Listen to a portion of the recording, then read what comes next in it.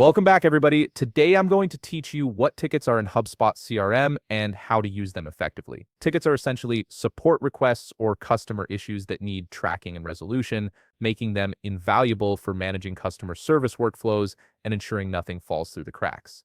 To get started, open your browser and head over to HubSpot.com. Sign into your account using your credentials. If you're new to HubSpot, you can create a free account or start a trial to follow along. Once you're signed in, you'll land on the HubSpot dashboard, which serves as your central hub for all CRM activities. Now let's navigate to the tickets section. Look at the left side navigation panel and hover over or click on CRM. This will expand a submenu with various options. From this submenu, select Tickets. This area is where all your customer support requests live and where you'll manage them from start to finish. To create your first ticket, click the Create Ticket button in the upper right corner. This opens a right panel where you'll build out all the ticket details. Start by entering a clear descriptive ticket name in the subject or ticket name field. Think of this as the headline that instantly tells your team what the issue is about. You'll also need to choose a pipeline from the dropdown if prompted, and set the initial status to something like new, which indicates the ticket just came in. Next, move down to the description area and type in concise details about the customer's issue or request.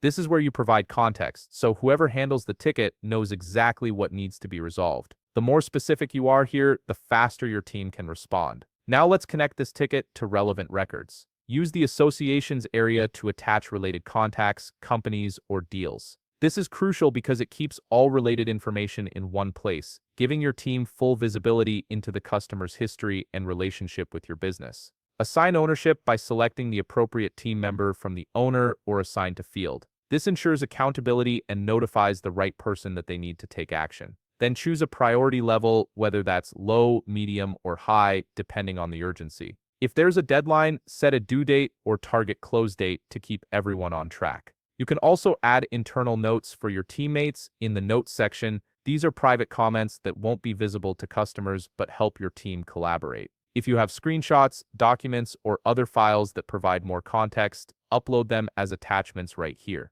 Before you finish, make sure notifications are configured properly so the assigned owner gets alerted about any updates or comments on the ticket. Finally, click Save or Save as New to create the ticket. It's now live in your system and ready to be worked on. If you found this video helpful, please leave a like, subscribe, and see you in the next video.